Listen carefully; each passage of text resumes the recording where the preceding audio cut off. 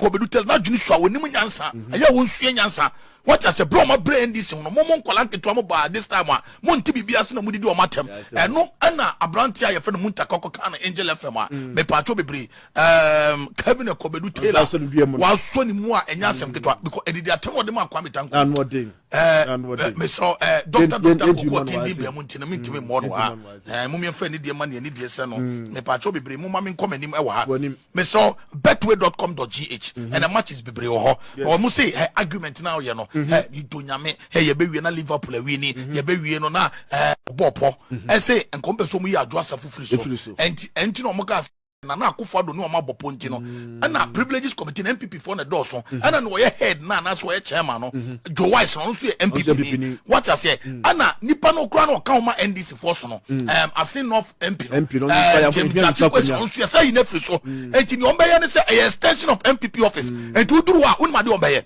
oh Canada compre ko Japan be ka che say okoye ni 3 surgery me pa cho record so ha ya clear no okọ na ya kan record no so yare ampa ne record so ha adwasa fo de wankra ne yi na free so enti no Kelvin ko bedu tel na dwuni so a wonim nyansa aya won sua nyansa what as a bro my brain this no mo nkola nketo mo ba this time a mo nti bibia se na mudidi o matem eno ana abranti a ye fe no Muntaka kokka na Angel FM a me pacho bebre Kelvin ko bedu tel wa so ni mu a enya asem keto because edidi atem wo de ma kwa metanko me so doctor ko tindi bia mo ntina mintimi mo no ha mo me fa ni de ma ne de se no me pacho bebre mo ma no ne nkonda mi momone no police way ampa mo crowd control the enya papa.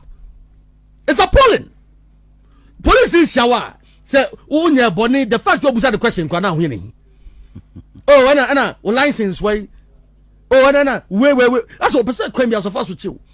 Who busa the question back pan bofu. Say suban airtime. Who say no be ma make analysis be between police and armed robbers. Who's the difference home chapa? Omo ina eto road block. Omo ina jakwa so jijiska. Omo ina stop car. Omo ina kutatuo. Difference be no. There's a need for a difference. And I know it's a service with integrity, no. But a service with integrity, no. A conform. The more they be BBC the first thing say do. Why? Or say be no I want now obi kwa bibi na si. Obi na fa ho. Emfa asem no na partner to awaka no. Ye be wie no nya penal story ababeto so. It doesn't make sense. It doesn't show that the police is working with integrity. Exactly. It doesn't show professionalism. And that professionalism, just by doing one thing. A process. But Asama na Mahmoud Ekano. Na ono refer to the recruitment process. And also challenge kakra. That's why because we know person create a picture. Also create a picture class. Oh yeah, for sure. Police. I'm say on cannot create. And then can we say it looks as if say oko military is a recruitment process. I'll see. The same thing. Slot no dozen. Police, immigration, fire. Because the problem is all Ghana. The problem is all Ghana. Say, Omina happened. And yeah, as with him.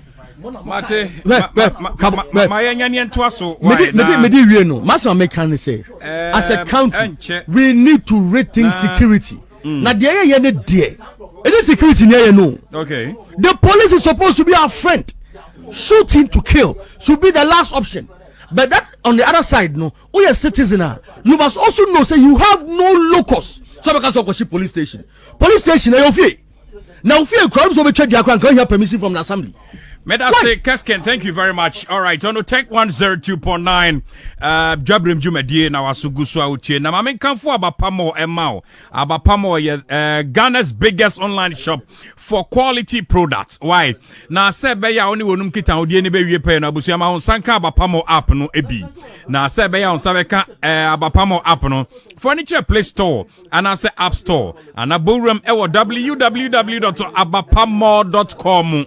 Aha uborum wo ho onsa ebeka app no na wetumi ama bibian so aye kama.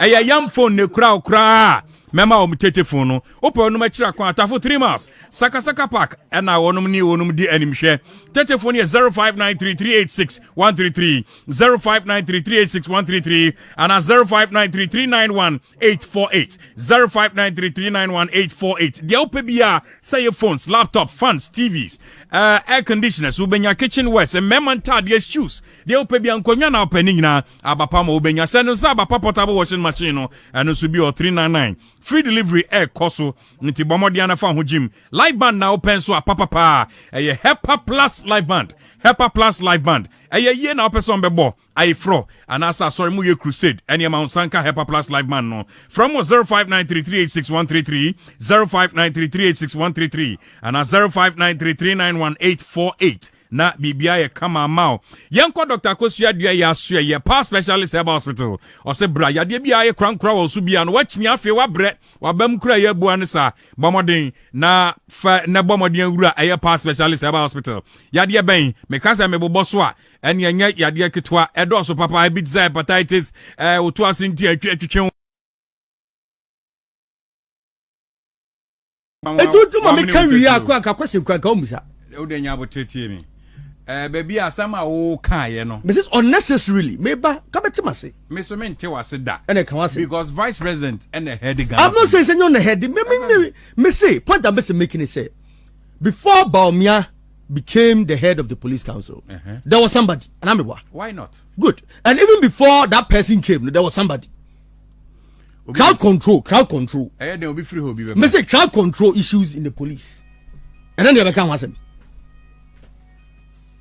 NDC for almost so no agboglosi ni issues na sisi here no and then the crowd control asem ya na eka o say agboglosi me say issues na sisi here say atiwa agboglosi issues those issues enye na asem o ebesida bam say asem ba na opese wo kan na nkofo fa wo asem say asem na wo kan ye fa nya adwuma wo ye unnecessary politics ni free okay and baba mi abeye ye no na bana do mama de wo na papa.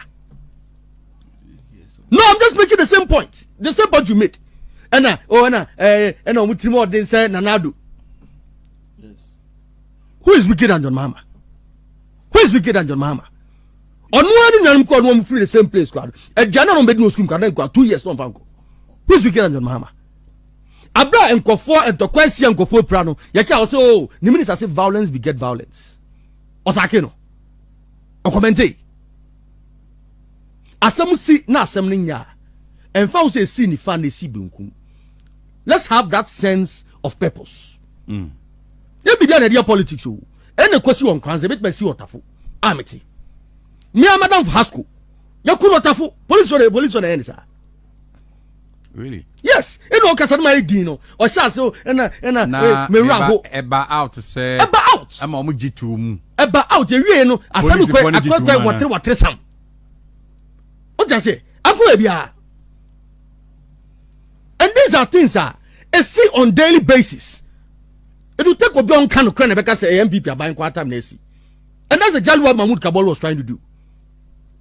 Yeniana Rikopoku because the child will be a Rikopoku pass.